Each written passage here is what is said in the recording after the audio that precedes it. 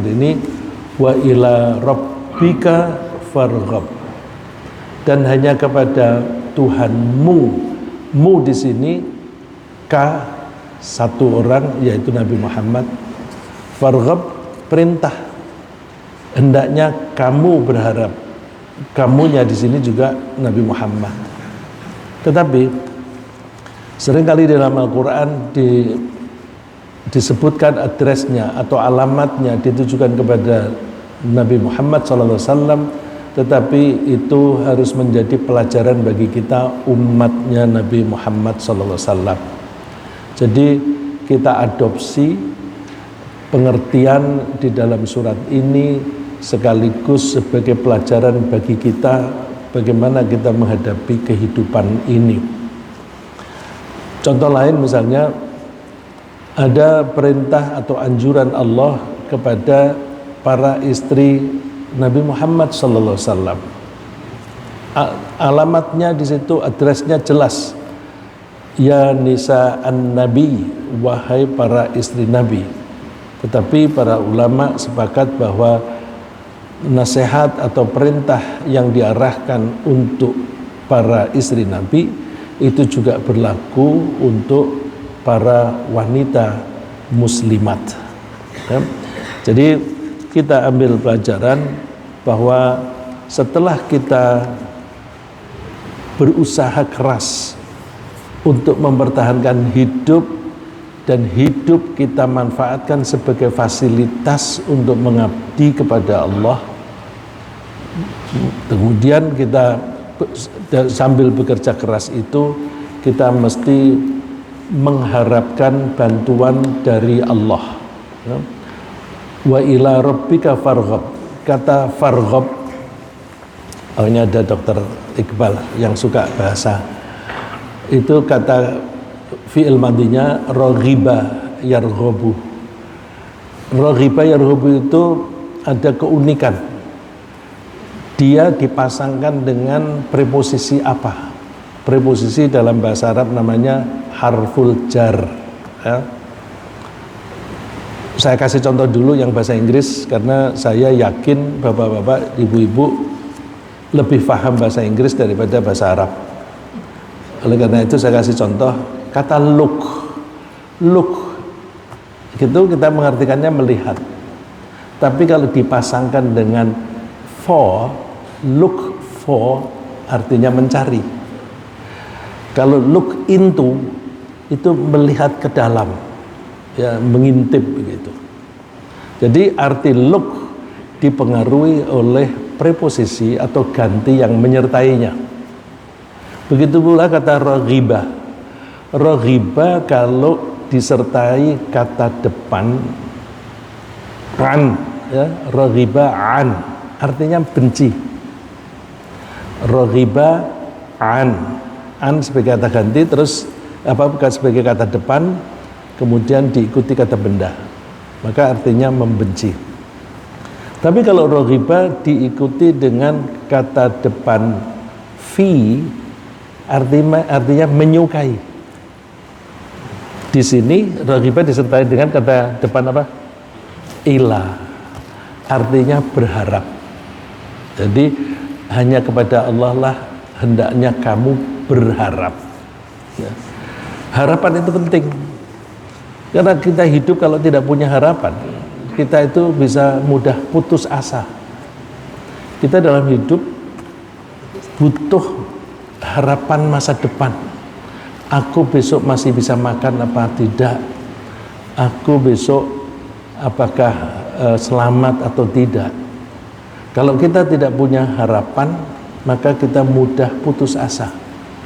Maka harapan itu penting, dan kita jangan pernah meninggalkan harapan. Tapi perlu kita ingat, menaruh harapan hanya kepada Allah.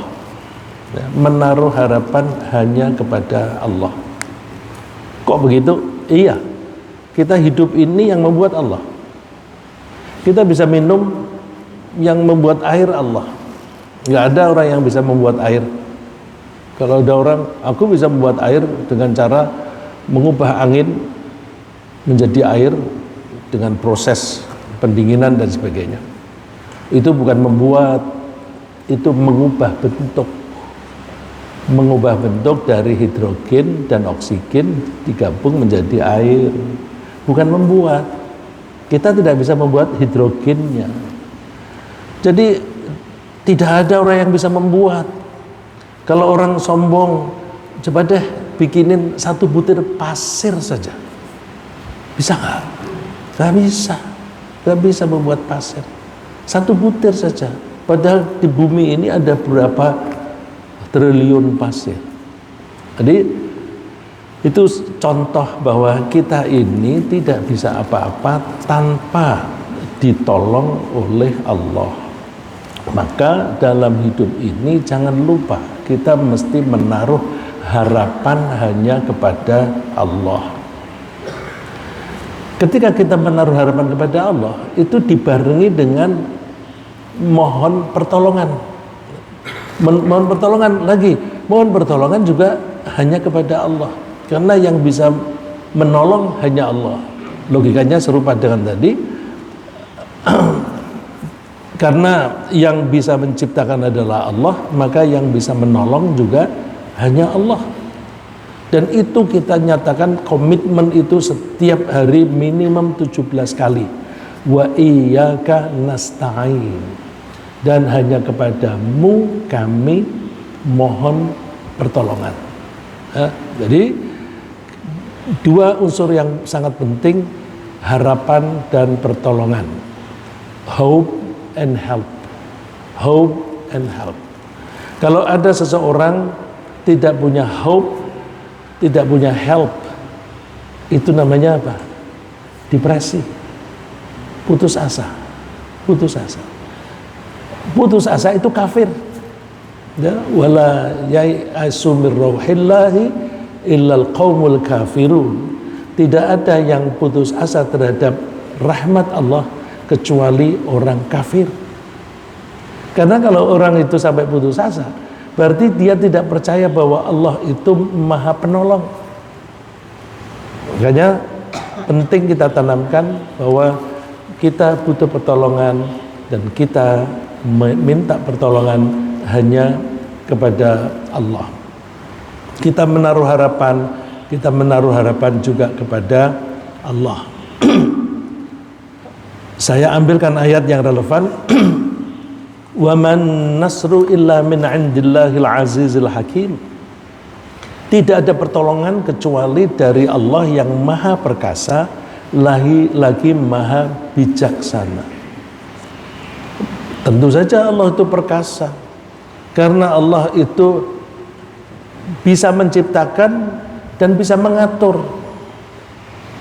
Allah bisa mengatur dengan aturan yang sangat harmonis. Coba benda yang berupa gas pasti di atas, supaya di atas maka dibuat ringan. Kemudian ada benda cair, ada benda padat, yang berat jenisnya itu berbeda. Allah bisa memaksa bahwa kalau kita menaruh batu di dalam kolam, maka batu itu pasti akan jatuh ke bawah. Karena kalau tidak begitu, kita tidak bisa menampung air untuk minum. Kita kalau mau minum, kita butuh cadangan, kita bikin wadah dan seterusnya. Jadi Allah itu menciptakan dan mengatur, maka Allah itu maha perkasa.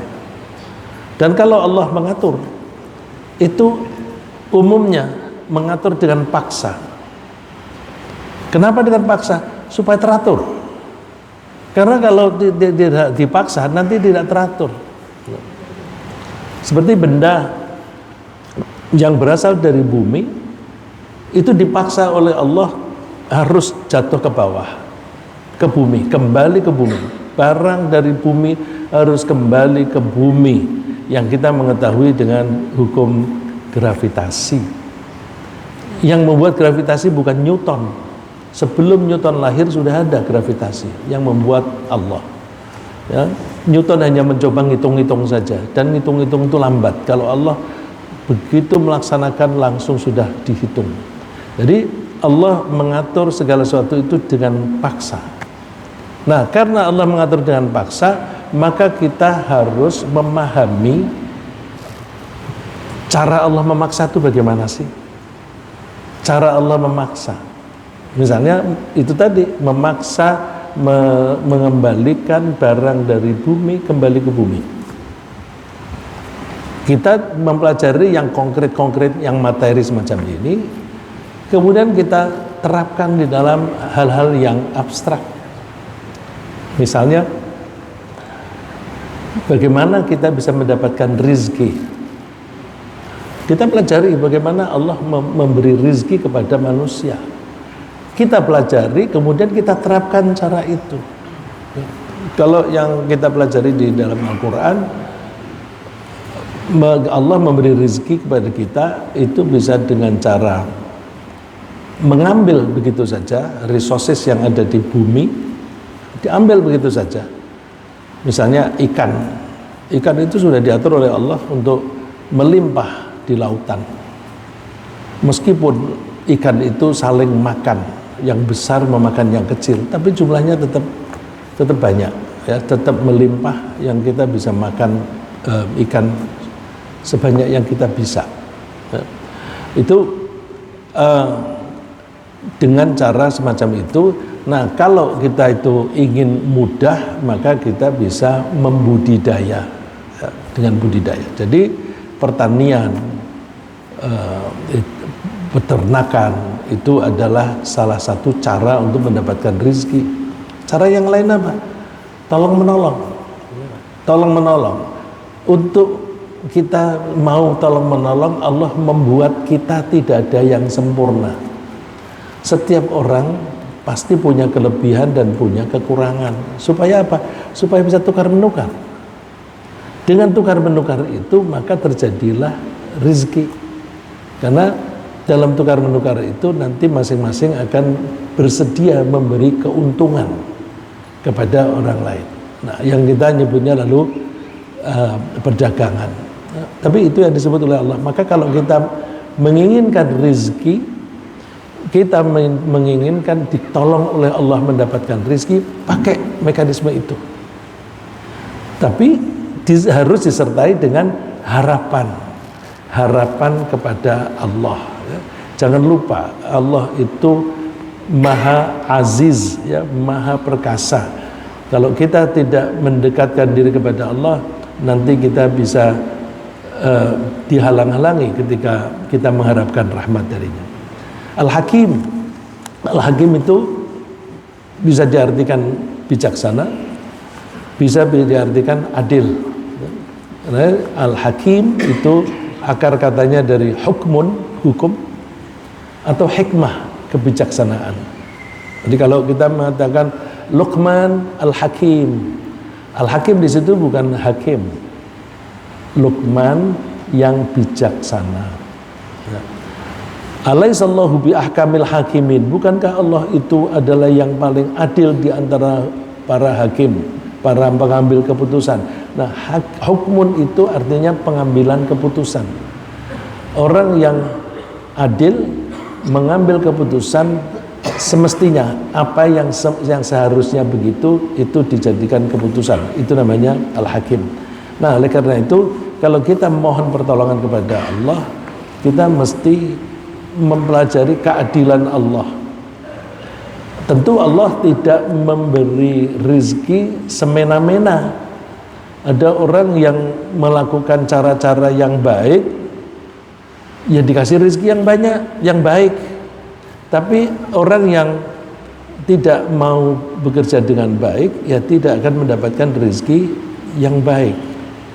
Jadi keadilan Allah ini kita pelajari dengan baik supaya kita bisa hidup dengan baik, dengan rezeki yang baik dan sebagainya. Jadi ketika kita melaksanakan farghab, mengharap segala sesuatu kebaikan dari Allah, sambil kita mempelajari sifat-sifat Allah dan perilaku Allah. Saya teruskan bahwa Allah itu berjanji akan selalu menolong utusannya dan orang-orang yang beriman. Inna lanansuru rusulana walladzina amanu fil hayatid dunya wa yauma yaqumul ashhad. Ini janji Allah. Kalau Allah berjanji semacam ini, mestinya kita menaruh harapan kepada Allah. Janji Allah, inna lanansuru rusulana walladzina amanu. Sungguh kami akan menolong utusan-utusan kami dan orang-orang yang beriman. Kita pada posisi orang yang beriman. Jadi kita masuk ke dalam yang dijanjikan oleh Allah. Syaratnya apa? Beriman. Jadi kalau kita berimannya baik, maka insya Allah kita mendapatkan pertolongan dari Allah. Karena ini janji Allah. Pertolongan itu di mana? Di dunia apa di akhirat? Di dua-duanya. Fil hayatid dunya, dalam kehidupan dunia, wa yauma yaqumul ashhad, dan pada hari di mana para saksi itu pada berdiri. Artinya pada hari kiamat, saat itu kita akan diadili dengan kehadiran para saksi. Saksi itu bisa berupa malaikat, bahkan bisa berupa anggota badan kita sendiri, tangan kita, kaki kita, semua memberi kesaksian. Nah, ini janji bahwa Allah akan menolong orang-orang yang beriman, baik dalam kehidupan di dunia maupun di akhirat. Kalau Allah berjanji begini, Allah itu pernah mengingkari janji enggak? Tidak pernah. Tidak pernah. Karena Allah tidak pernah mengingkari janji, maka kalau kita merasa mana janjinya Allah, kok aku tidak merasakannya, jangan menyalahkan Allah. Lihat diri kita, apakah kita sudah memenuhi syarat untuk mendapatkan janji Allah tadi. Ya, contoh misalnya, walau anna ahlal qura amanu wattaqau lafatahna alaihim barakatim minas samawati wal ard. Seandainya penduduk negeri itu beriman dan bertakwa, sungguh kami akan bukakan barokah, kebaikan-kebaikan yang banyak dari langit dan dari bumi. Jadi Allah janji akan memberi kemakmuran dan kesejahteraan dan kebahagiaan kepada orang-orang yang beriman dan bertakwa. Syaratnya dua itu aja, beriman dan bertakwa. Walau anna ahlal qura amanu wattaqau. Terus kalau kita lihat, kenapa Indonesia ini kan negara muslim terbesar di dunia, tapi kenapa tidak kaya? Justru yang miskin-miskin itu kebanyakan orang-orang yang mengaku muslim. Apakah Allah mengingkari janji? Nanti dulu, janji itu kan dengan syarat. Jadi janji itu dengan syarat amanu wattaqau, beriman dan bertakwa. Kalau itu dipenuhi, pasti Allah memberikan kemakmuran. Tapi nyatanya bangsa Indonesia yang mengaku muslim, apakah memenuhi syarat itu? Kalau kita melihat secara kasar, ya, secara statistik kasar, kalau tiba waktunya sholat Jumat, maka laki-laki muslim yang baligh wajib ke masjid sholat Jumat. Jumlah orang yang mengaku muslim yang berada di masjid sholat Jumat dan yang ada di luar, banyakan mana? Banyakan yang di luar. Dari situ aja udah ketahuan tidak memenuhi syarat. Gimana Allah memberikan kemakmuran? Jadi itu secara kelompok, secara individu juga begitu. Kenapa sih hidup saya kok masih banyak kesulitan begini? Cek amanu wattaqau itu kita penuhi enggak? Seringkali kita tuh enggak jujur. Kita kan maunya mengaku selalu benar, dan merasa sudah menjadi orang baik. Nah, mengaku jadi orang baik itu antara lain ya aku sudah bertakwa. Takwamu bagaimana? Dia menganggap takwa itu ya rajin sholat gitu aja. Padahal takwa itu melaksanakan perintah Allah, meninggalkan larangannya. Melaksanakan perintah Allah, Allah menganjurkan kita jujur. Orang Islam jujur enggak? Ini enggak ada teman yang cerita, ada teman yang cerita bahwa kenapa sih investasi asing ya foreign investment di Indonesia itu kebanyakan dari Jepang, Cina, Korea, Amerika dan sebagainya yang non muslim.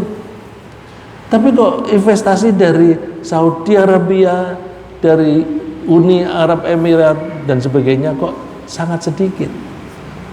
Bahkan kalau kita lihat angka statistik perdagangan internasional, perdagangan kita dengan negara-negara Arab itu kecil. Kenapa?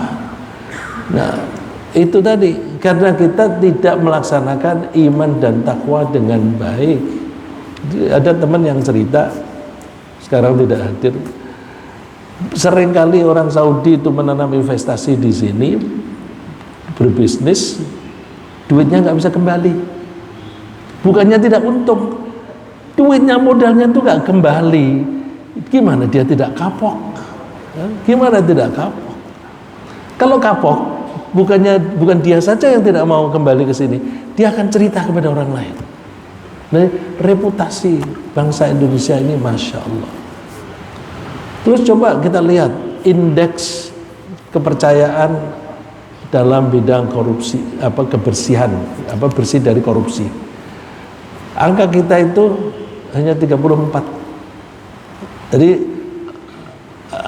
ini international transparency, lembaga transparansi internasional itu membuat indeks negara yang paling bersih dari korupsi itu nilainya 100. Tapi nggak ada yang nilainya 100.